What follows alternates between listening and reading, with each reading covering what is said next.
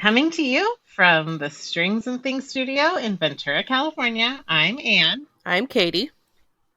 And I'm Karin. And this is the Strings Unraveled Book Club.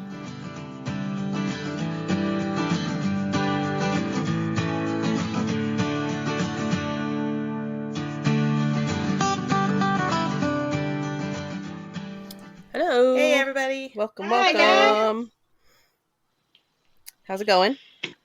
How are you guys today? Yeah. I'm good. The heat is broken. Yeah, I was just going to say it wouldn't be an episode of our podcast if we didn't start by talking about the weather. And the weather was lovely today. At least in California. What's going on in Texas? Well, it was lovely in Texas, but this weekend I was in California in that horrible weather. Yeah, when it was like 100 million degrees. I was like walking in downtown LA, and it was 103. Yeah. Schlepping all my stuff, to the bus station. But yeah, while it was a beautiful 80 degrees in Texas, it's actually starting to cool down in the morning. It's actually 50 degrees in the morning instead of that's about what we've got right now. Yeah, when I was on vacation in DC, it was beautiful, and I kept looking at the weather back home, and it was like 112 in Fillmore. I'm like, wow, I'm glad I'm not home right now.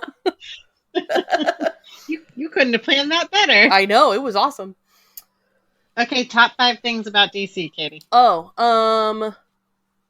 The city was cool. Like, the public transportation is so easy. So, like, the city itself is really easy to get around.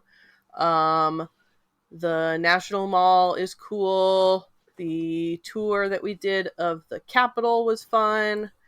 The FBI building has like they call it the FBI experience, and it's like a museum that you can walk through, and I would say don't skip that. It was really fun.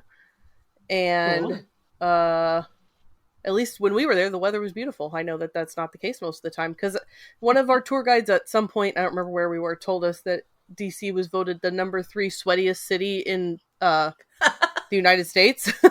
But it was nice while we were there, so. I wonder what the first 2 are. Yeah, I didn't research it, but you took his word for it. Yeah. Well, what are we talking about today? Well, first I want to know what you guys are stitching on while we talk. Oh yeah, I'm working on a patriotic hat. Patriotic hat! Yep. Yay! That's almost what I was working on. Yep. But it is not. I have one done, one Congrats. on my needles, so that's what I'm working on. Very nice. It's a fast pattern. Yeah, it's very fun. That's cute. Yeah. What you doing, Karen? I've got a new yarn by Hobie called Butterfly. 100% premium acrylic. But it's very slippery. It's very soft and slippery, very microfibery. I've got actually 4 different colorways that'll blend into each other. I'm doing another of the Bavarian crochet baby blanket, but I've got enough yardage to make it a full size adult size. Nice. And I'll just go through each of 4 different. I've got 2 balls each of 4 different colorways, and I'll just rotate them. So I've got this color. I was a couple rows beyond, but then I found that I didn't do I only did 2 sets in the corner instead of 3, so it didn't quite go around. So kind of crucial. Yeah, it's classic me not paying attention to my own pattern. You're like, I know better, and then you don't know better. Yeah. I've done that many times. Why didn't I listen to me? Why didn't I listen to me? What are you making it? Half Karen was looking out for you. I'm working on my Tolsta. Oh, it's cute. growing very well. Ooh, I love the color. I think I'm going to do five sets of stripes in the body. We'll see. Is that the DK version of the pattern, or is it fingering? It's a fingering weight. Nice. So I'm very happy. I'm probably about 5 inches into the body. I did short little weenie sleeves, so my sleeves are done. Nice. That feels good. I finally blocked my Tolsta yesterday, and it took days to dry because it's like cotton. Nice. And that yarn bled more than any yarn I've ever blocked. It was like the water was like forest green. It was dark green. Wow. Yeah. So I hope I don't sweat and turn green if I wear it. Yeah. Is your sweater still green? Yeah. And I was like, I don't know what it's going to look like when I pull it out of the wash, but I had blended a couple colors. Like I had a darker skein. And so I thought, well, maybe if I just let it sit in the water for long enough, it'll all kind of, even out a little bit. Even out. It'll crock. Yeah. But it's finally dry, so it's actually done. You would think the heat would have helped it. Yeah, except we've had the windows closed and the air on and stuff, so... Oh, yeah. It's not that it's getting flowing air, but cool. I finally got through and unpacked my blocking stuff, so I've got a few things I can block. Nice. I'm told we're actually going to have frost because this area gets cold. That sounds fun. How exciting! So I get to wear sweaters! Yay! I am very happy with the cocoa knit sweater drying thing. I think it's a sweater drying rack. Yeah. It's a saucer shaped thing. And I felt sure I could find something on Amazon that would be like just like it, but there's nothing just like it. It's like snaps open like a window visor thing would. And then there's straps that make it dome out so air is circulating underneath it. Well, that's cool. Cool. And it's been making things dry seemingly faster. Yeah. So let's talk about our book. Yeah, what book did we read? We read I Cheerfully Refuse by Leif Enger. I suppose I'm supposed to read the summary next. Sure, if you want to. There's no rules. Because I really want to know what you guys think of it. And I don't know that the summary, gathered it up right. Okay.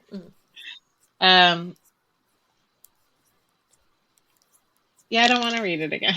That's fine. I don't think the summary does a good job of it. Yeah, the blurb on the back of the book led me to believe that this was going to be a different journey than it was when I started reading it. Yeah. But, yeah. I don't think it was as misleading as that one we read a couple years ago. It's not going to come to me right away, but the man loses his wife, and it seems like there's an Amazon speaker that's haunting him. And I think that was last year.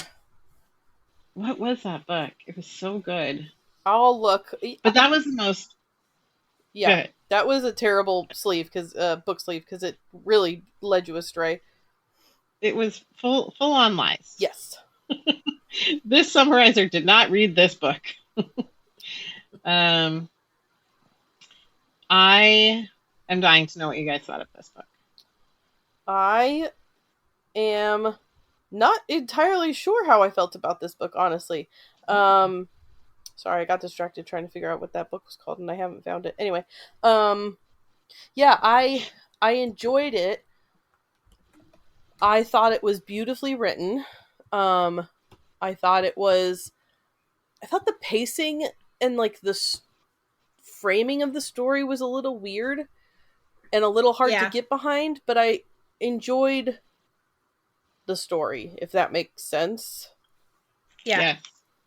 That's how I feel. I just finished it an hour ago, so. You're still sitting with it. Yes. Karin, your opinions? So, I enjoyed it, but I kept waiting for parts of it that didn't happen. I was like, okay, I can tell that it's not so, it wasn't as apocalyptic. It was the future, the near future. Life is very different. It's not easy for people. There are hardships.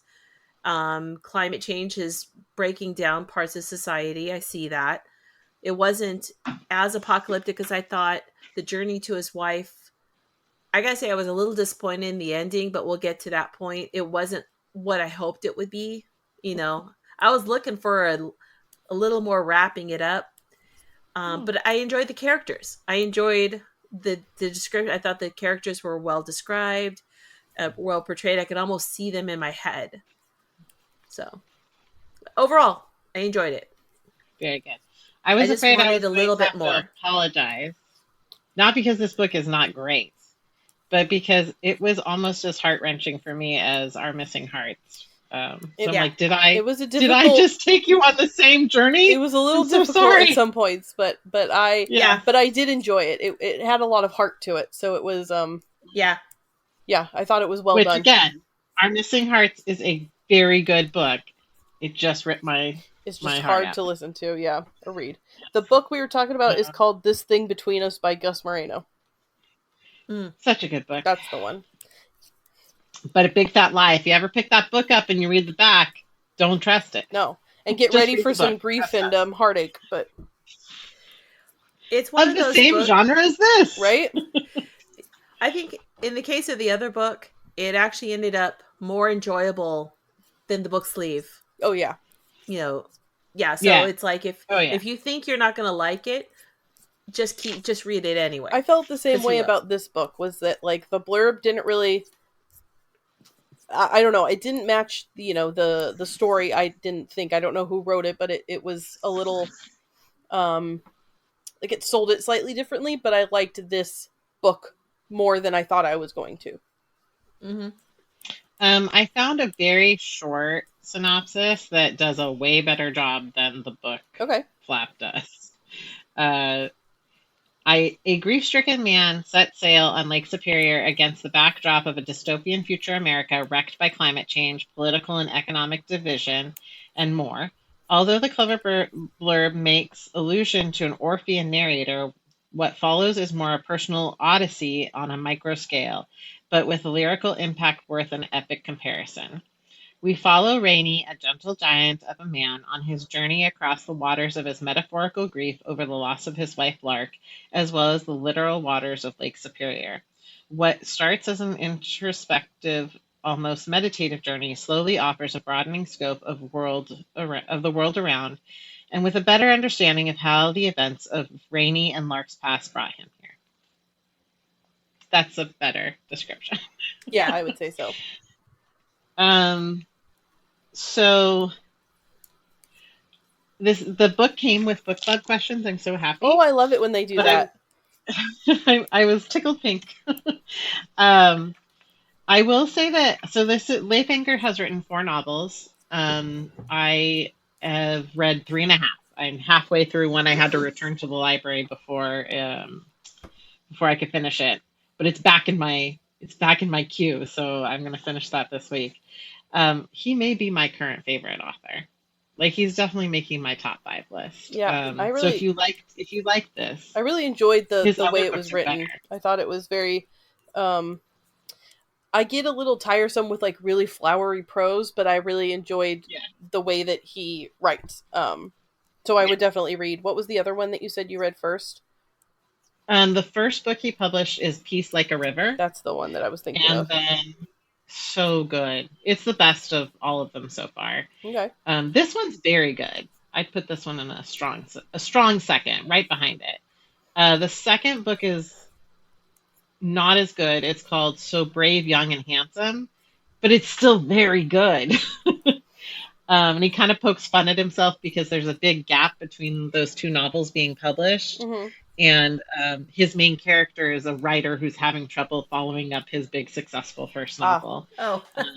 So it's fun to see that autobiographical detail. And then the third book, I don't have a full sense of because I'm only halfway through, but it's also just as charming. Like I'm really enjoying living in this Midwestern vignette, and I'm obsessed with Lake Superior now. I don't know. I don't know anything about the Great Lakes. I don't either. I know they're dangerous. I know they're big. So like the idea of these.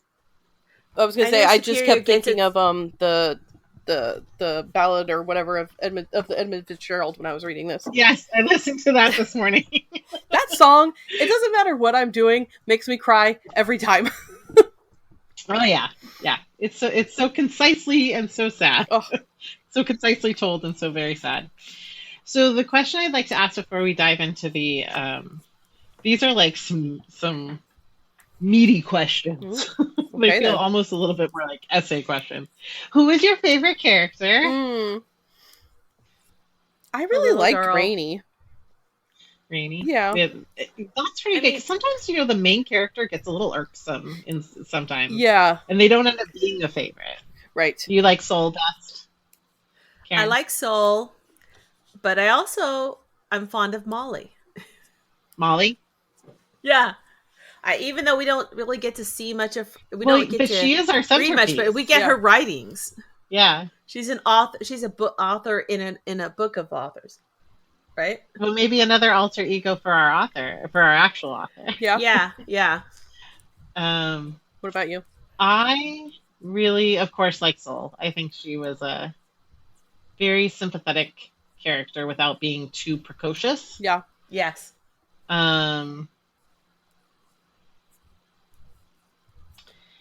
I really liked Evelyn, I think.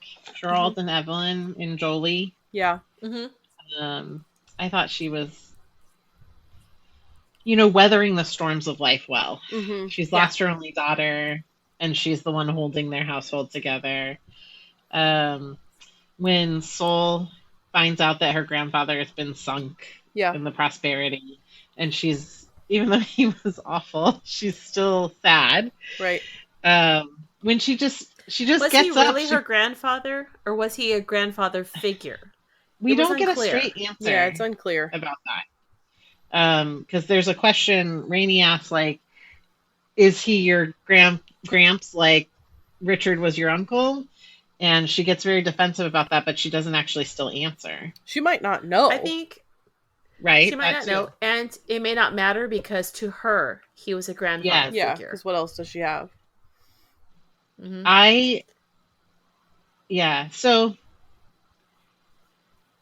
I think that my favorite character is the bass guitar. Okay. I was always glad when it turned back up, Yeah. But Evelyn and the boat. Yeah. So Evelyn and the bass guitar. Oh, Flower's a very important character. Yeah. You got like Flower. Flower is a survivor. Yeah. No matter what hardships come, she just gives her best. Yep. Who's your least favorite character? So many to choose from. Oh, I want to go back just a sec because I also really liked oh shoot, I started it and I can't remember the kids, his younger brother, his kid brother who wasn't his brother. Oh, Kellen. Yeah. He was an interesting character. I enjoyed. But Kellen was not an actual relative. I thought Kellen was. He just kept referring to him as like his kid brother. He has a kid brother look to him, right? And Rainey took to him like a kid brother. Yeah, because look, he tore this man's life apart by just passing through. Yeah, and still Rainey has so much sympathy and care for him. Yeah. Least favorite character though? I mean, it has to be Warwick, probably, right? Like, Warwick's pretty bad, but he has something to him. Though. Yeah, he's not just pure evil, and you can't really nail it down.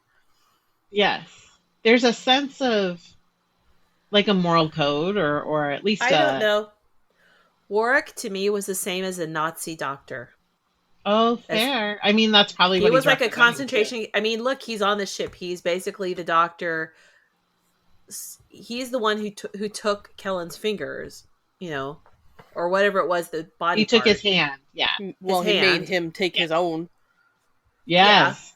That was very upsetting. Yes. Yeah. I will say, other least favorite character. He left them out to die on the ice. Yeah. That was gnarly. Yeah. That was like so creatively evil. Yes. Like really disgusting. Yeah, I thought they were just going to leave him there. And my other thing was when they started that sequence and they're talking about the cage, I thought they were just going to drop him overboard and they were going to drown in it. And I was like, this is the scariest thing I can think of. Uh-huh. But and they're all just climbing in there. Yeah. I didn't know what to expect. I think Griff, though, is really one of my least favorite characters. Okay. Griff, and then the bridge master. I was going to say, the asshole that made him pay the money and then wouldn't lift the bridge for him and was like, come back tomorrow. Oh, well, I can't help you. It's tomorrow. I'm not the one working. That guy was the worst. Yeah. Alistair. But then I got thinking, too, because I was thinking about this one a little bit earlier. Alistair's mom Like Rainey goes and he goes to his house and he knocks on the door and he opens it and there's this elderly woman watching her son talk to him, and you think, oh, this wise old woman will call her son out on his evil behavior. No, son, there's a right way to do this. Arrest them. Yeah. Rude. Oh, okay. This really comes down from the top. Yeah, Alistair and Griff, outside of works, like, heinousness. Yeah. Those two of them. Because, Griff really seems to be ready to take advantage of Saul just as every other adult has in her life. And she still loves him. Yeah, that was tough. And to take the child's trust and to treat her as a throwaway thing like everyone has, except Rainey. Because she doesn't say, and we don't know exactly, but like we know exactly how she ended up with Richard. You know? Yes. Yeah. Mm-hmm. Yeah, he sucked. Yep. That was all so artfully described and yet still so perfectly chilling. Yes, I agree.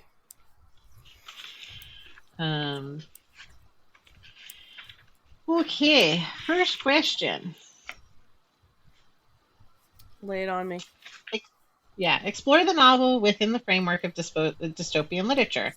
We understand the margins where we live, Rainey says. How does the book address dystopian topics such as the erosion of law and politics and the decay of education, infrastructure, and the environment? How does the imagery of the book support this? Does the book ultimately indicate whether a better future might be possible or how this might be achieved? I don't read a lot of dystopian. I know Karin is probably the expert on it between the three of us. So I am not like super well versed in, the cliches and the themes of that genre. But one thing that struck me as like scary is that illiteracy is such a thing in the future. And it's not a problem. It's something that these people brag about. Like they've just elected their first illiterate president or whatever. Yep. Like that's absolutely terrifying. Yep. And how close is that to this reality?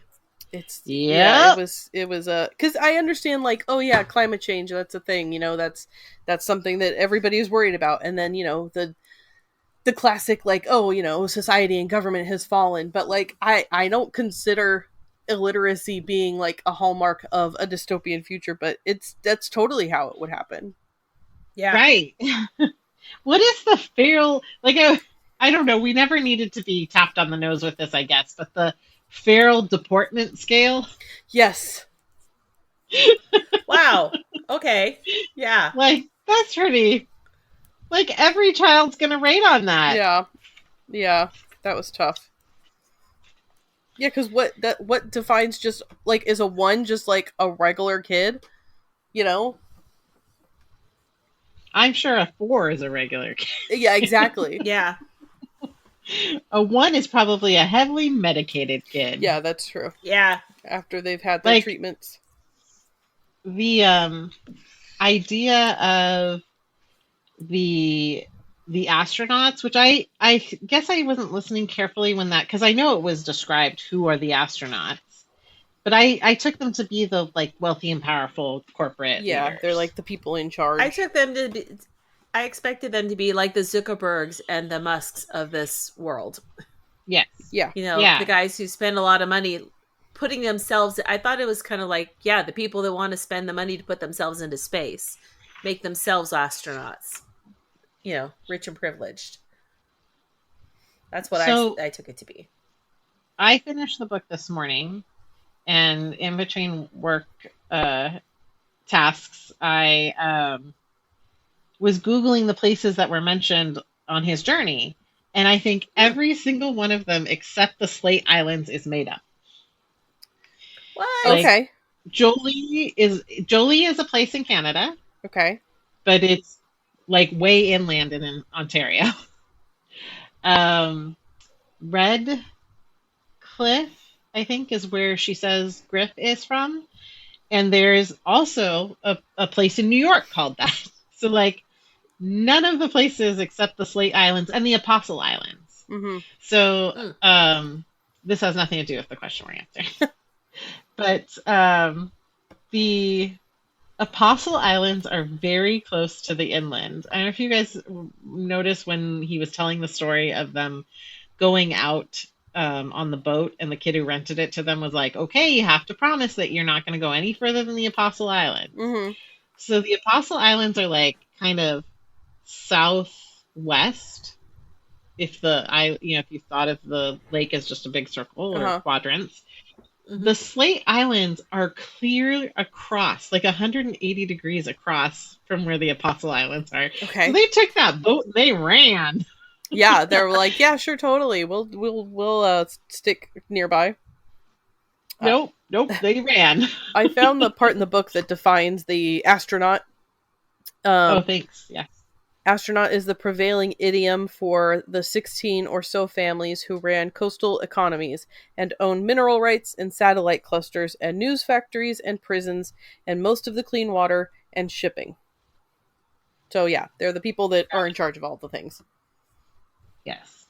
And they control all of the worthwhile resources. Yeah. So I mean, I guess that does answer to one of the ways that dystopia is illustrated is the tight restriction on the and that creating the haves and have-nots. I think the medical ships becoming these floating islands of experimentation and imprisonment, and that they have all the power, using the indigenous for their experiments, which is was a thing that happened in Canada and in the U.S. So, how did this book? I was hoping. Go ahead. Oh, Karin, how did this book compare in as far as dystopian literature, in the way it's portrayed from what you've some of your favorites, I guess? It kind of, some of the aspects of it actually seemed very retro dystopian, and by that I mean not the more current style, but like Orson Welles' 1984, trying to describe a civilized society that accepts bad things as just part of, it going back to the illiteracy, even though in 1984 people could read. What they understood, what they read was always changing. Yeah. And if you try, because whoever controlled the source of your reading, the source materials controlled the narrative. And so in this case I always thought that the ability to be educated and to read gives you personal power. So by taking literacy away from people, you control their livelihood, you control everything. Right. I'm sure the astronauts can read if they care to, or maybe they don't care to because they've got enough power at that point they don't have to. Yeah. Right. I found that such a charming part of the independent newspaper he hates at the beginning, that their byline is the distrubing. Yeah. The distrubing. And, how much that upsets him, even though he was once among the illiterate for a lot of his youth. There's distrubing the sleep of kings. I love that. Yeah. But he has he describes it similarly but better in the book. But I always think of people who used to be smokers are the most disgusted when smokers smoke around them. Yeah. So oh, you can't spell. This is disgusting. Does the book ultimately indicate whether a better future might be possible or how this might be achieved? I don't know. I'm on the fence about that. I believe it does. I think that's what the comet represents. Is the good stuff. You don't think it's finding a way to have to have freedom within what's happened? It could be. I think that's kind of the point of the whole thing, right? I was thinking about, why is it called I Cheerfully Refuse? And I think it's about, finding happiness and good in bad situations, or not giving up to, base instincts and, what the mob is doing and all that, but instead using the good in the world, right? To take it and move forward. And at the end, they're talking about the comet, and I think he's talking to the woman whose name I can't remember, who was on the boat with him. It's a M word. Yeah, but she's saying like that it's bad luck, and he's like, well, what if it's not bad luck? What if it's good luck? You know? Yeah. One of the things I got a sense of, and I think the author, it's not an I think M-word. even the author said it, was that traditionally, the astrological events portrayed something bad about to happen. Mm-hmm. But I think when you already live in the bad, this gave it a different take. Somehow, everyone, I mean, they made a festival of going out and seeing the comet, and it actually gave them a sense of hope. And I think hope is a very powerful thing. How many stories have we read? You know, what do they say? Rebellions are built on hope. Yeah. Right? So it doesn't matter if what the reality will or will not be. Just the hope that something could be made better is enough to make you try harder and make you live differently. Right. Yeah. Well, there's two things in the book that make me like think of what you're referring to. One is when he's on the boat and he suddenly remembers the future. Yes. Which is such a great turn of phrase. Yes. He remembers that there's a future. Can look forward to something. Yeah. And then starts to dig into all of those wonderful things that could happen for him if he embraces having a future. And that hope, I love this line. It's near to the end of the book. I'm always the last to see the beauty I inhabit. Yeah. I love that so much. That was beautiful. Like it reminded me immediately, like, look at this beautiful life you have. Like, yeah. Look at the easy things about it. Look at the wondrous things about it. I was thinking about Harriet and how he said that she's losing her eyesight and she can see the moon in the night sky if it's a full moon and you point her in the right direction.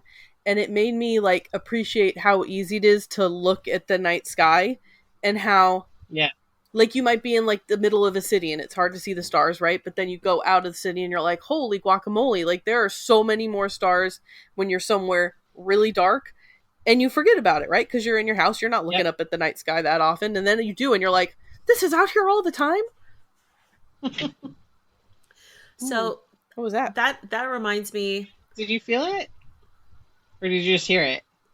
I didn't feel it. Okay. So there've been like earthquakes all day today. Yeah, we had an earthquake this morning, but I didn't feel that one. I didn't really feel it. I just heard it. I heard like a thump, but I think I heard it through the computer from where you are. Yeah. So it sounded like that, the banging. You guys might have heard it on the recording. That was another earthquake, probably. I didn't notice it. But they were all like real little. Like this morning, I heard the one at like in the 7:00 hour, but it just sounded like a big truck going by, like the building. Yeah, it was very like shaky, rattly. It wasn't like a big rolling thing or anything. Anyway, what were we talking about? So okay, sorry about that. Wait. Okay, so I was gonna say, the idea of him, Lark was a very hopeful person. She saw. She is a positive person no matter what. Oh my gosh. And I think he had to get through a certain part of his grief. Just like people can't, and like you can't see a lot of those stars until you get away from where you are. Right. He had to get through the emotion and get through a part of the grief before he could even hope. You know, and so I think that he forgot the future because she was not there to remind him of the future. And he had to get past, he had not past it, but through it a little bit. Yeah, as soon as he feels her at his back at the very end when he's falling asleep, that's when he starts to have all these, like, you know, visions, like memories that haven't happened yet, I think is what they said. Like, pictures of what the future is going to look like. And all of his friends and these people that he knows, like, 10 years older and stuff. So he couldn't get to that point until I think he found some closure that he was looking for, like you were saying. like on Lark's Hope, when he's so annoyed with her about the guy who tries to blow up her bookshop. Yeah. She writes all these letters. She makes pleas to the court, and he's like, "What do you think should happen to this beef, this William? If not jail, then what? I don't know. Long life, I guess. How about a clear mind where he enjoys someone to laugh with, a couple of happy kids? That would do, don't you think?" Yeah. It was the same list she wanted for herself. Yeah, the one like critique of this book that I had a bit of a problem with is like in sort of the same way that like the too precocious child bothers me. Like, yes, I was waiting for this. This woman is dead wife's like to a T. Like, you know, this person is too good and pure to exist in the world. When is she gonna die? Like, it was a little too on the nose for me to have been surprised when it happened. And I don't know if that was his intention or not, to like shock us or surprise us when it happened, but it wasn't. Right. Yeah. When you knew that she was upstairs, you just knew something bad was going to happen. You know, you didn't. Why wasn't she at the celebration? What took so long? You just knew. Mm-hmm. But I think that's a worthy trope for him to play with here. Okay. So like that you give him credit that may have been his intention. Right. Because we always remember people better than they were. That's very true. Yep. This is all written from his perspective, so. Exactly. And in memory. Right. Because he's definitely like past this whole thing and reflecting on it as he tells us the story. Because he breaks the fourth wall so often of like, you know, there's this point where, like, in the chapter where he tells us that she died. Yeah, he says, I'm going to have to turn away for this part. Yeah. Like, he can't relive that, you know. Yep.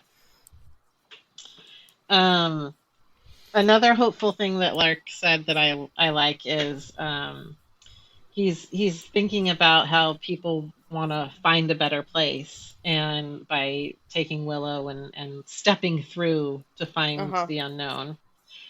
Better is right here. I still hear Lark's voice. Better is here. Stay and make it better. Yeah. Mm-hmm. And I think that's just a good little earworm. Next question.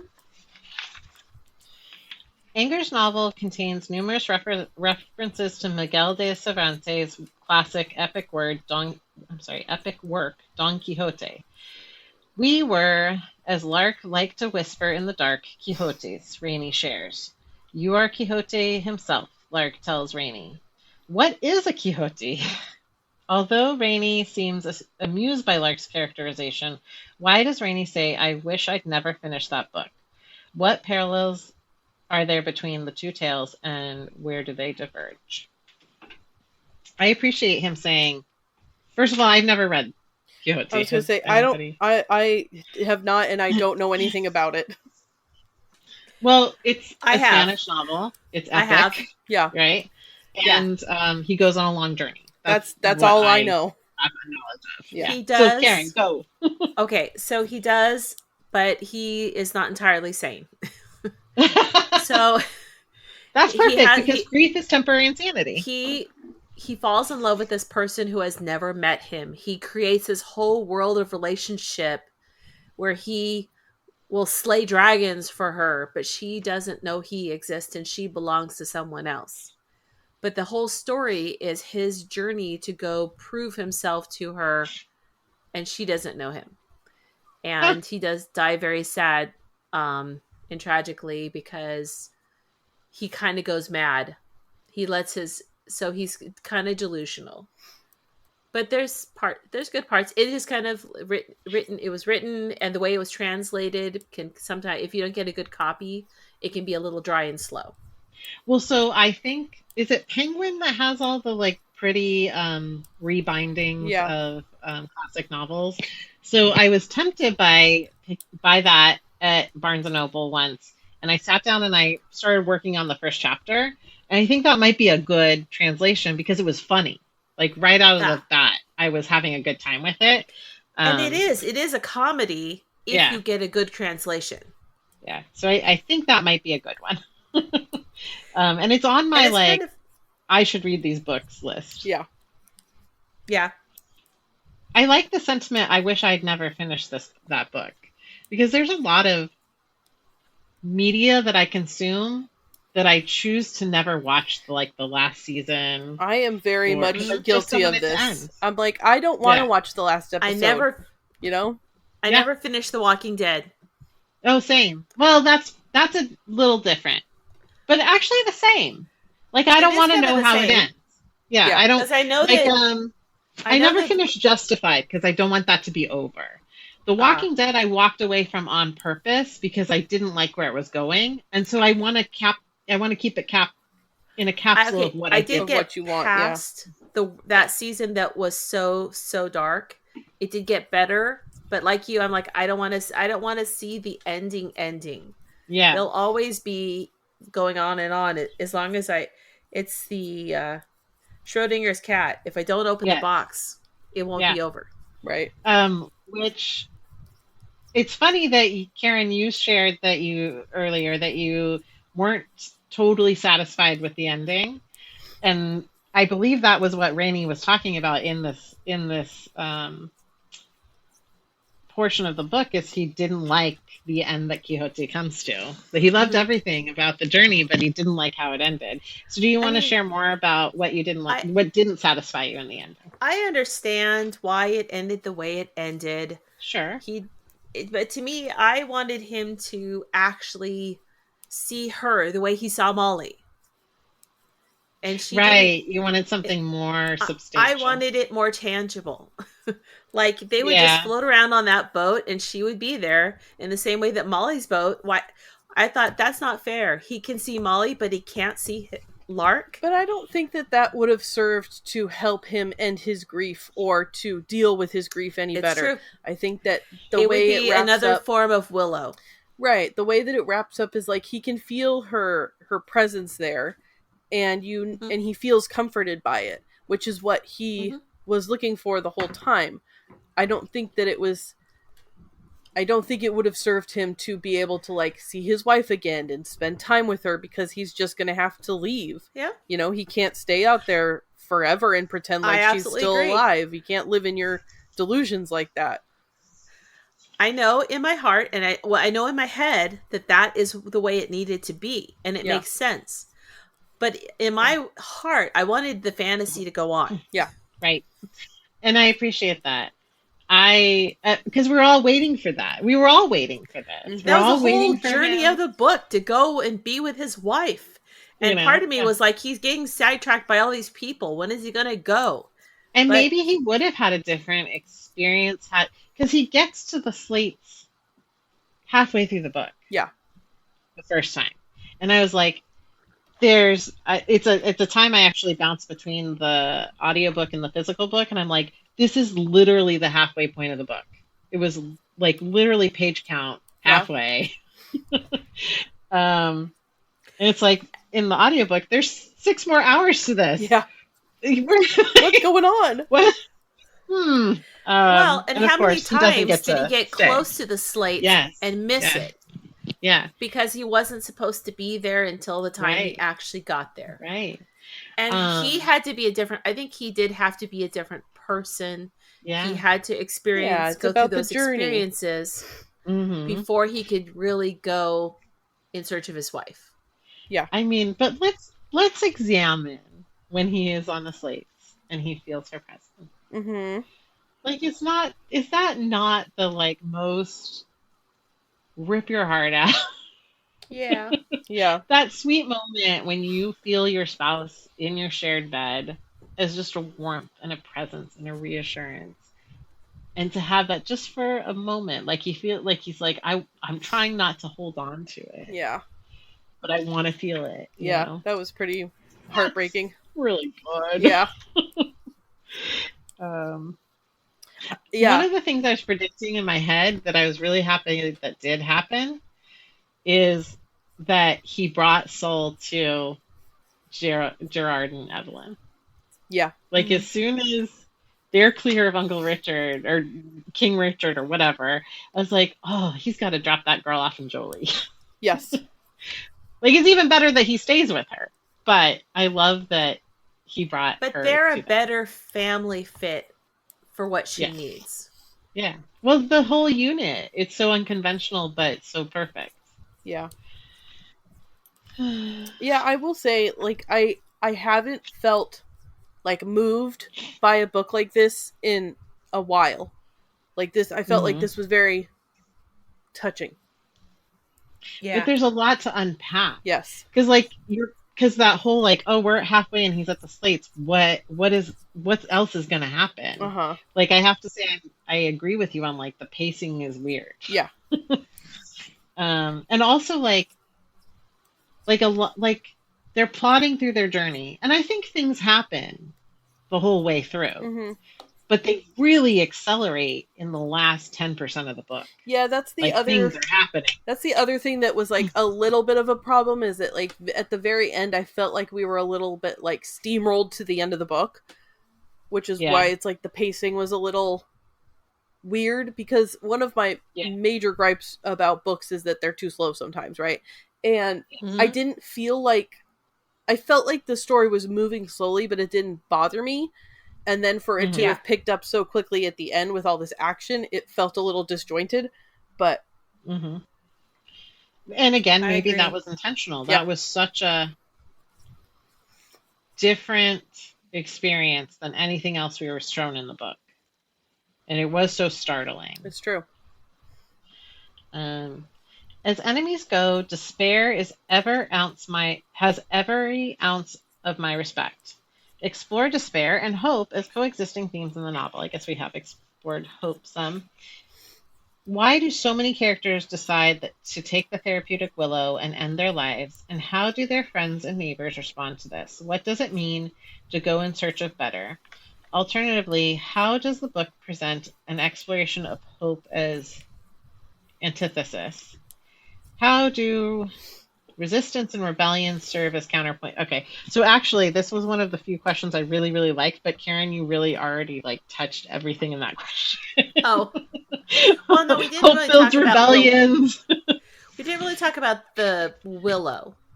I think nobody wanted to say, some people did say, hey, they just killed themselves. There's nothing magical and wonderful, but you guys don't want to deal with it. So instead, you're just saying, no, they didn't kill themselves. They went to a better place. Which, okay, that's not reality. But it's not even dealing with anything. It's like not calling a fish, right? Right. Yeah. And Lark's response to that I mentioned, like, better is here. Stay and make it better. Yeah. But so Willow is such an important, like, prop in this book. Do we think that Kellen was really selling it? Because he hid that whole canister in the boat. And to me, when he opened it up, it seems, factory sealed. Yeah. And undisturbed. So, like, Warwick accuses Kellen of having been the supplier for all these willow deaths that we've heard about, the far ones that the mosquito reports on, and then Labrito, his friend at the beginning. Labrino. Yeah. So do you think there's a chance that Kellen really wasn't, and they just got that willow out of their own? And maybe Kellen was trying to remove that amount from... I thought he was trying to remove it. Yeah. And I thought it was disgusting that the astronauts were funding the making of this drug so that people could buy it. They're funding their lifestyle off the deaths of other people. Yeah.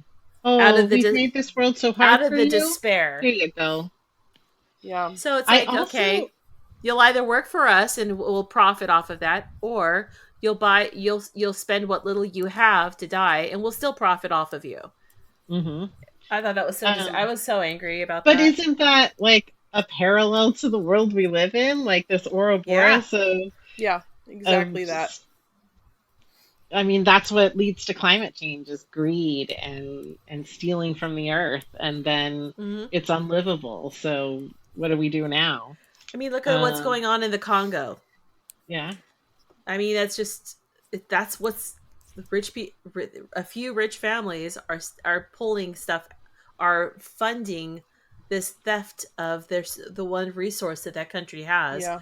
So polluting their waters, polluting their ground, putting them that's happening now. Yep. Consider how the novel addresses humankind's relationship with nature. Would you say that nature is depicted in the book as a friendly force or as a foe? Explain. How does the book address not only nature's impact on humans, but humankind's impact on the natural world? Well, climate change has been accelerated, and the humankind has polluted this inland sea to a point where, like, the fish is inedible. There are extinct fish species or very endangered. And the water's so disgusting, like you can't live off it. Like, a lot of the time I was like, why isn't he fishing? Yeah. And then, he eventually speaks to the idea that you can't eat the fish in this. Or there's not, like, good eating fish in the lake is interesting because it's like it's all the things that you're saying, right? But at the same time, he even makes a point to point out that the lake is always taking care of him. Like, he falls overboard in the middle of the night and he's fine. He gets back on his boat. Like, he makes it through rough waters. He makes it through, rain and storm and whatever, and he's still fine. Like, the lake being a character. And I think the back of the book even talks about the lake being sentient. I don't know if that is a thing, but I mean, he certainly accuses it of having his back, right? And it does seem to, because at some point, Saul pulls a real trout out of the lake. Yeah. Well, and there's always been a relationship between a sailor and the water that they sail upon. There's always been, like, a respect for the sea, in the same way that it goes back to ancient times. People believed about Poseidon controlling the sea, and it being, which our girl had a trident when we met her. That's true. Yeah, being a thing that is a living thing to be respected. But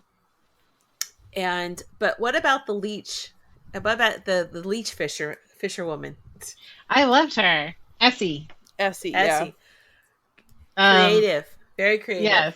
Yeah, like, she had the solutions. Cover your boat in muck and you can borrow my boat and you can, sneak under there. Yeah. I loved when he was like, oh no, we're not going to make it. It's going to be too close to the top. And she's like, so we just sink the boat a little bit. And he's like, oh, yeah, let's do that. Oh, it was so good.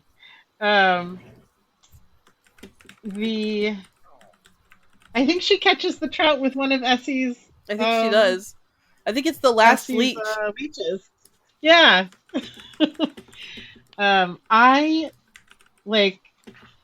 Soul just stole my heart when she sneaks off the boat and burns the bridge. Yes. I was like maybe half paying attention at that point, and then all of a sudden I was like, wait a minute. And I like how he says, like, it's usually not a good thing to burn bridges, but in this case it was fine, Yeah, because that was disgusting. Yes, yeah, like, that was the worst. Ugly, disgusting things we saw people do in this book. We're taking care of the sinners on the other side. Oh God, yeah, I must have like blocked that part of the book out of my brain because that was horrible. Like worse than the the horrors that are happening on the big like the medical ship, right? Like that's all bad and scary, but like the executing of like fellow community members because they are without judge, jury, or trial at all. They're just it's a lynch mob. Right, because that's like, again, back with Lyric, he's horrible and evil. Yeah. But he has rules he follows. Yes. Now, the rules are written in his... Right, he makes the rules. Favor. Yep. Yeah. But once the rules are made, he follows them. That's true. That was... That was tough to listen to. I was sort of wondering when they start talking about Harriet's loss of sight, if he wasn't going to pull out Alistair's glasses. Oh, I forgot about that. Because Soul stole Alistair's glasses. Yeah, I forgot about that. She's like, oh yeah, I did it, and also I stole these. Yep. Yeah, that was pretty great. Yeah, the overly precocious child trope bothers me, but it worked in this because she's not precocious necessarily, but she is very wise, especially streetwise. And also you can tell she's still a little kid, she's wise beyond her years, but in a really devastating way, Right. I feel like her precociousness comes as a survival tactic. Yeah. Yeah. She is just, like you said, it's not like she's trying to be equal with the adults. She just is because of what she's had to do to survive. Circumstances. I mean, my goodness, that girl has tried several times to kill her captor. Yeah. To be free. This isn't in any of the questions, but I would like to examine the moment on the Prosperity, the medicine ship, where things take a turn. And they're showing these completely calm people acting in ways that are completely opposite of the expected. Yes. And the guards are just very non-violently saying, hey, you're not supposed to do that. And Marcel's like, we're going to do this. Yeah. And anyone who wants to follow us, we're just going to do this. And you can come. Yeah, that was pretty and I love that the guards are like, wait a minute. We don't have to do this job that we don't like either. We can be free too. Okay. So before we find out that they're all drugged, I loved the possibility that right people could just stand up, look around, say this isn't right, and leave. Yeah. Yeah. That's we can all agree. Non-violent protest. We can all agree that this place sucks, so let's all just leave. Violent. Yeah. And even Rainey, he locks him in the cell, right? But then he takes the keys and he throws them on the couch. He's like, I mean, if somebody's gonna let him out, because I was expecting him to chuck him overboard or something so that they could never escape. But he's like, well, they're right there if somebody finds them. Yep. When he was describing that, I thought he was gonna say, I know that those keys look like because I used them. I was expecting the next sentence to be like, and I left with them in my pocket. Right. Or I chucked them in the ocean or whatever, Yeah, exactly. Nope. He just put them in plain sight. He's like, I guess they fell between the couch cushions. Mm-hmm. And how unimaginative that, or I don't know, the scientists I bet they never even looked in the office. Or if they did. Right, it's a simple solution. They just never even looked everywhere. They probably also didn't work so much, so okay. No, some of them were actually quite glad to go. Yeah. They didn't like what they were doing, but they were kind of stuck in the same situation. Once you started that, you had no, what are your options? You're going to go down and be the lab rat. You're either the doctor or the lab rat. You could be Pharma Luca and you could pair up with the charismatic janitor and free them all. Yeah. Yes. And a lot of them just chose to leave. They're like, we have families, we can have a career, so I'm not going to go with you on your, refugee ship. I'm just going to go back home. Uh-huh. Yep. Yeah, what an interesting coup rebellion, Yeah. I just thought it, even though very unrealistic, I was like, oh, is this the unexpected present this book has for me? Rainey speaks of a conflict of conscience he suffers when he considers offering Ricky some willow in exchange for allowance to pass under the bridge, which ends up being his saving grace, but he doesn't. Towards the end of the novel, recalling someone else's crisis of conscience, Rainey says, I couldn't despise Burke. I could have been Burke. Yeah. What does he mean? Where else does the novel explore such tense moments of conscience? How does the book ultimately explore the complicated nature of human morality and notions of what and who is good or bad? Does the book ever answer the question of humanity should be defined? I mean, he says, like, very specifically, like, that could have been me, right? Like, how easy it is to give up another human being for your own, free will or your own situation or whatever the phrasing is. But, like, they could have easily used him as, like, a bodyguard or a security guard. He's a big, strong, beefy man, right?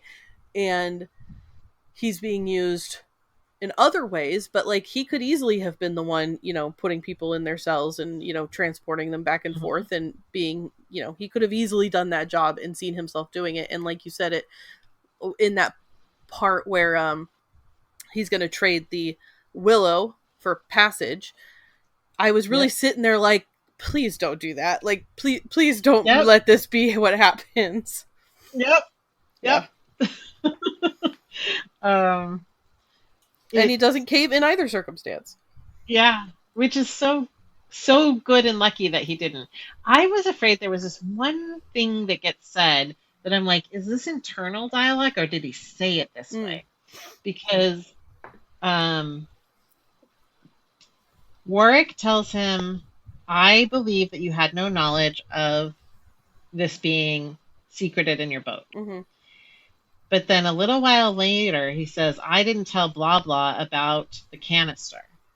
Which I was afraid was going to turn into, like, him getting caught in a detail. Because if you didn't know about it being secreted, why would you know it was in the canister? Right. Which that turns out to be a throwaway. It wasn't anything, but I was worried. Because everything on the boat makes you worried. Yes. I think there's a very interesting moment where Warwick is cajoling him because he's like, you keep talking about playing on my humanity. What do you think that is? Like, what do you think humanity is? It isn't our better angels, and it never has been. Yeah. So I don't think Warwick has a belief in the goodness of man innately. This book gives a lot of examples of what humanity looks like in a dystopian future. There's people like the town of Jolie, which is actually, like, nice, and the people that he goes to live with, they're making the best out of the situation. And throughout his journey, he meets people that help him, like, just because they're kind strangers who, they're like, yeah, well, I'll give you an extra, couple apples or whatever it is. But then there's also the town of people who are, throwing people off of bridges and lynching people. Like, humanity contains multitudes, right? And so I thought that this book gave a really good example of showing what that looks like in this situation, I guess. Right. I feel like it does a really good job of showing that you are who you are no matter what the circumstance. If you are a kind person in your core, you are always going to be that kind person no matter how hard it is. The kind of person that will be tempted to lash out and hurt others for their own survival, that part of them was always with them even when circumstances were not bad. So I'm saying is, who you are at your core, you will stay that person. And I feel like this is why you had different towns. You had the religious, power hungry people. You had kind people. You had, people who would sell their child. I mean, like, right. I think that it's interesting, like, all the different towns. Like, I've never read Gulliver's Travel either, but I think, having seen, like, movie portrayals of it, I think that might have been one of those, like, literary parallels that she was playing. Yeah. Is all those different vignettes from the Lilliputians to, I only ever remember that one because it's such a good one. Describing Molly Thorne's eponymous, unpublished volume, I Cheerfully Refuse, Rainey explains, some said it was a memoir, some said a parable in response to the short period in which so many things counted on went away. A one-time book scout of Lark's acquaintance described it as a covenant with the forthcoming, a vow to creatures not yet conceived. Discuss how this description might also be apt at looking at Rainey's story and Enger's novel, which contains it. Yeah, I felt like it was relatively clear that, I mean, we don't know that book for what it is, right? But this book is named the same thing, and I think it represents the same thing. Yeah. This promise of what could be. Yeah. Which brings me back to that question that we talked about earlier, is like, what does the future look like? And when he remembers the future, and what can it be? Like, what's the point of the whole thing if it doesn't mean that there is a future that he can look forward to? And that Karin, you pointed out about, like, he couldn't perceive things until he had grown through things. Like, his grief was blocking his ability to perceive things until he had reached a certain state and certain agreement with it. Yep. And so, like that promise of the forthcoming, like, we have to go. The only way out is through. Yeah. You have to go through it to get to it. Yep. Also, I just love the turn of phrase, which is what I love about his writing in its entirety. Is his turn of phrase. It absolutely dances with the borders of overly florid language. Yes. But it's so good and so lyrical. I really enjoyed it. I read the first quarter of it, like actually physically read it on planes. And then I had to like put the pedal to the metal to finish it in time. But I wish I had the opportunity to read it, because I feel like books sit better when I can digest them that way, and this is one that I could see myself going back and rereading. Yeah, I know I kind of want to pass. Like, I love my mom's from Minnesota, and I think she'd really enjoy, because she always liked Garrison Keillor, and there was another. She would like this, because in the same area. It's from a similar area. But I don't want to share my book. Yeah, but this is mine. And then I trade books about grief with my son's girlfriend, and I think she'd really enjoy this, but I don't want to share my book. So I guess I'll just have to buy them copies. Speaking of the preciousness of books, I love, and I want to go back to the beginning and really pay attention to how Lark is sourcing her books. I love it. Well, she's like, this is like black market, underworld stuff. Well, that's what Warwick says. He says, you'd be surprised how much of your life is illegal. Yeah. Yeah. And I guess I'm going to have to do that in pawn shops and stuff. What's behind the counter? What's behind the counter? What's behind the counter? I'm not going to go through this, but I'm going to suggest, and Kaity, you've seen this. Did you get a copy of the book, Karin? No, I don't have a physical one. At the end of the reader's guide, there's a list of like 20-ish books that he recommends that are kind of referenced in this book, or they are parallels. Like, so of course, Don Quixote and Gulliver's Travels are on there, but The Life of Pi, that's a guy having a fascinating time on a boat. I've never read it. I've not read it, but the movie was great, and I can see how it would be a suggested reading after this. The Odyssey, another no duh. Yeah. That was good. Octavia Butler makes the list with A Parable of the Sower, which is I have a physical copy I need to read. Yeah. The Sower, yes. Station 11, which is I think one of the best limited series I've ever seen HBO make. Yeah. Yeah. And I borrowed it just because it's been something I wanted to read since seeing the show. And Dante and I watched that show religiously together. And I put it on when I'm driving him to school, and he wasn't listening to it. He thought I was just listening to it for my own pleasure, but I'm like, I'm only listening to this book with you. So he's like, I haven't been paying attention at all to what's happening. You're like, wow, thank you. Yeah. Now, granted, I didn't tell him that. Read my mind. So I think you guys generally like this book, and I really loved it, even though it was it was a journey. Yeah. I definitely would like to get the physical copy and read it in my hands. Mm-hmm. And get it and digest it differently that way. Yeah, and I think this is definitely a book I would recommend to others to read as well. Yeah. Well, that's pretty high praise. Yeah. Okay, what are we reading next, or what have we read? Which one do you want to do? What have we read? Okay. What have you read, Karin? Oh, I wrote it down so I wouldn't forget. Okay. So I just finished We Came to Welcome You by Vince Torado.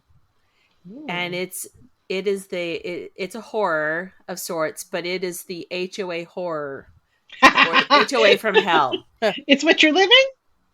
No. This one physically, there's parts of trees that take over your body and a hive mind, and it's very crazy. I just finished Horror Movie by Paul Tremblay. Loved it. You loved it? Okay. I loved it. I like that. I listened to it.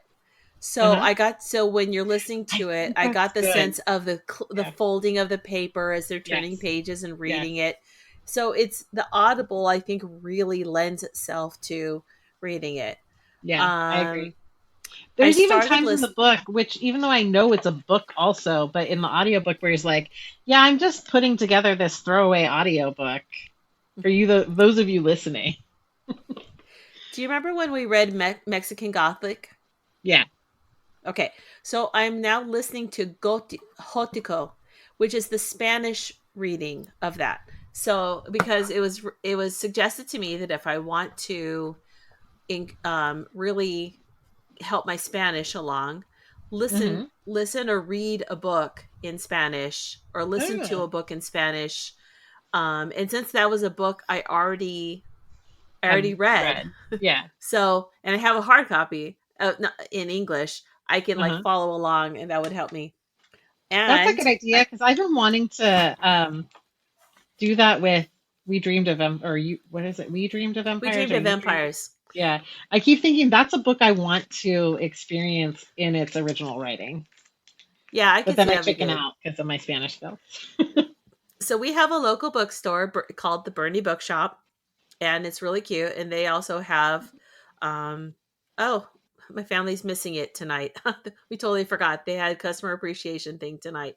Anyway, but I got this book, San Antonio Cooks, and I've made 2 recipes. It's by Julia Celeste Rosenfeld, favorite recipes from local chefs and restaurants. So I could go to these restaurants and taste some of the things that I've made at home. Fun. I made 2 recipes so far. They've been really delicious. Although the one tonight, their timing of I think how long something cooks in a home oven versus a restaurant oven is very different, because they said, so I had pan roasted chicken that I put in a brine of lemon and garlic and herbs yesterday. And then I cooked it in the oven today with tomatoes. And but you had roast root vegetables, whole beets that you're supposed to cook in the oven at 350 for a half hour. Oh no! Until it's not a million years. And they call it fork tender. No, that baby takes an hour. When we dice it an inch, a half an hour is not enough time at 350. And we're not talking big ones. We're talking medium to small beets. That's not long enough. No, it took an hour. But the sauce that I made with that's chicken broth and butter and red wine vinegar was quite delicious. That sounds good. Yeah, and the chicken was very tender because of that sugar, salt, lemon brine from yesterday. But and I made square meatballs. They were so good. Why were they square? Well, you mix up these cheeses along with ground beef and ground pork, and you press it into a casserole dish, and you let it sit at least 3 hours to get that form, and then you cut it square, and then you cook, and then you'll take the squares out and you'll cook them in your pan.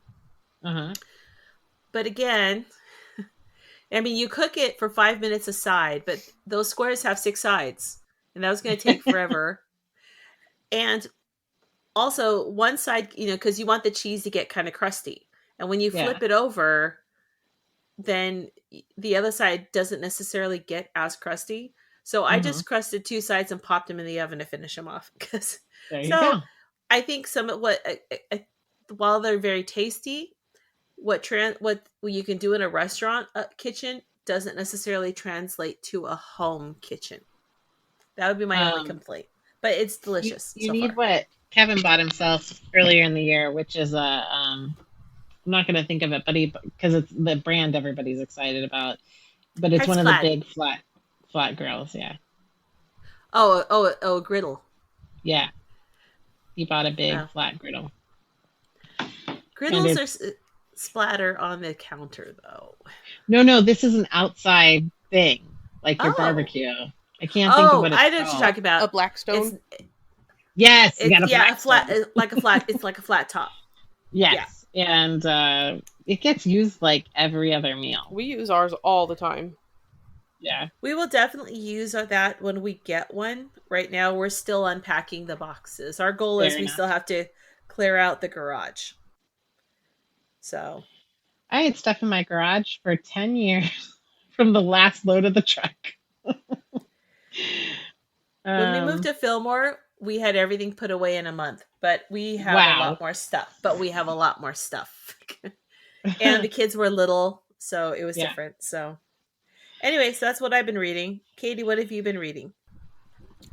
Absolutely nothing. Because you went on a trip. Well, I never read anything but the required reading. Sometimes I get, Sometimes you do. Sometimes I do. Yeah. Not this month. Okay. So, you can skip over me. I read So Brave, Young and Handsome by Leif Enger. Yeah. It was fun. He bounces around time in interesting ways. So, like, his first novel set in the 1960s, Peace Like a River. This one is set in the, like, 19 teens. So, like, I think it starts in 1916. And he just paints these great pictures.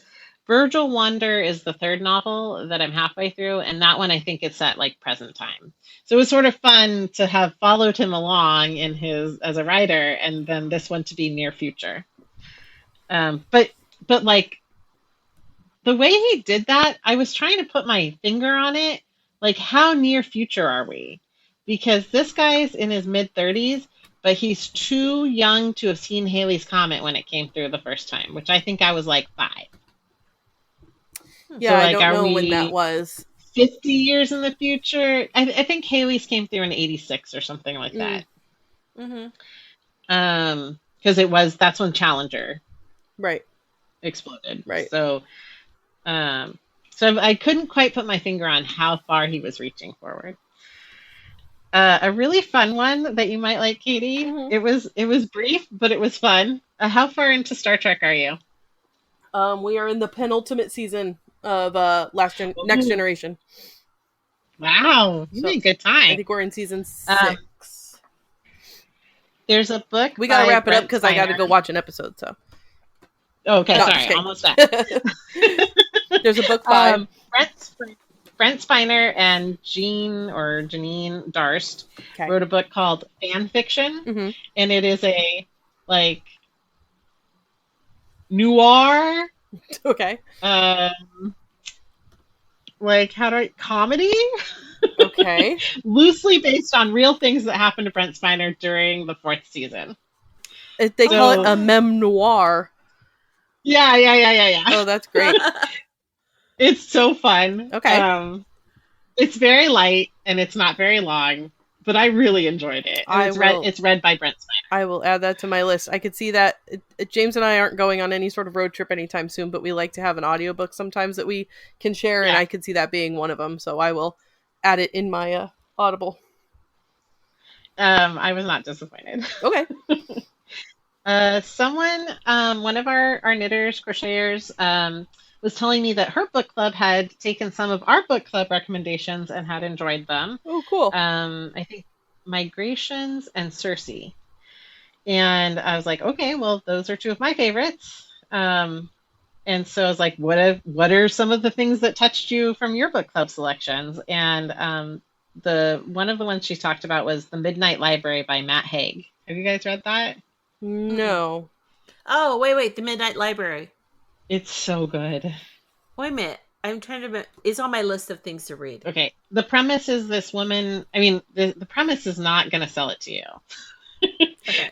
She is having a suicidal event. Mm-hmm. And in the midst of that, this midnight library appears where time stops at midnight. And she goes through all the what could have beens of her life. And it's amazing. It's like really, It's a really Wonderful good. Life, but different. Yeah, but a little bit more metaphysical, I guess. Okay. Yeah. It was, I couldn't stop listening to it. I finished it in just a couple of days, the audiobook. Oh, wow. That's good. A physical book I read, Death Valley by Melissa Broder, which is being called the Millennials Midlife Crisis novel. I've seen that many times on the bookshelf and thought, oh, I want to read this, but I haven't, read it yet. Isn't it a very appealing cover? Yes, I picked it up a couple times. Very deserty, yeah. And I think as people who like to visit the desert, you might find it entertaining. Okay. It was weird, but I liked it. Got it. And I think I'm done with this author. I read Bride by Allie Hazelwood, and it was terrible. Okay. They're not all winners. Nope. But I hope she made a lot of money on it. Okay. That's fair. I finished The Cabin at the End of the World by Paul Tremblay, which is a movie was based on that. Knock at the Cabin, or Knock at the Cabin Door, or something like that. M. Night Shyamalan produced it, and I fell asleep while I made my family watch it. And I also kind of tried to fall asleep during this book. Okay. I liked horror movie a lot better than Cabin at the End of the World. It has interesting themes, and it's a very interesting fever dream, but I don't know. It wasn't riveting for me. Okay. And last was Phantom Orbit by David Ignatius, which is spycraft among the satellites orbiting in space. Oh. And the relationship between Russia and China and America. And talk about a quick wrap up. Like, the story wraps up in literally the last 10 minutes of the audio. Oh. Okay. But it was still a very interesting caricature of what could be happening among those three superpowers. Interesting. That's what I read. That's a lot of things. That's a lot. That's a lot of things. Well, what are we going to read next? Yeah. Well, I went to my local bookstore and I got 2 different ones, and I finally chose one. Okay. Called Lula Dean's Little Library of Banned Books. Oh, nice. So what I love the, let me read this. Lula Dean is on a mission. The resident busybody of Troy, Georgia is hellbent on removing pornography and propaganda from the town's libraries. Even her lifelong nemesis, school board president and former cheerleading captain Beverly Underwood can't seem to stop her. To prove she has nothing against good, wholesome literature, Lula builds her own little lending library in her front yard for her neighbors to enjoy. Filled with classics like The 7 Bells Guide to Etiquette, 101 Cakes to Bake for Your Family, and The Art of the Deal, Lula's library is an instant success, or so she thinks.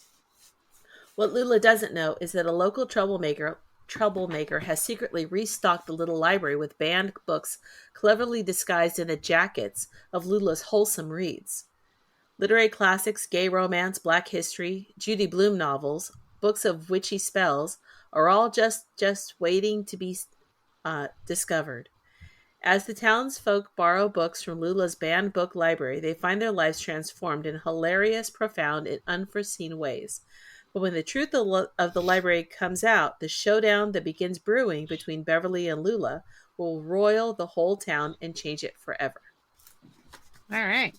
So, that is by Kirsten Miller, author of The Change. And Emily Henry, whose books we've read before, there's a lot of authors like James Patterson that have all said it's a must read. Cool. So, all right then. Hey. Well, I put it on hold. I gotta say one more thing real quick. Okay. So on the back it says, "Welcome to Troy, Georgia, home to a book banning busybody with a giant chip on her shoulder, her sworn enemy, a former cheerleading captain, a local businessman with a hidden collection of historical memorabilia in quotes."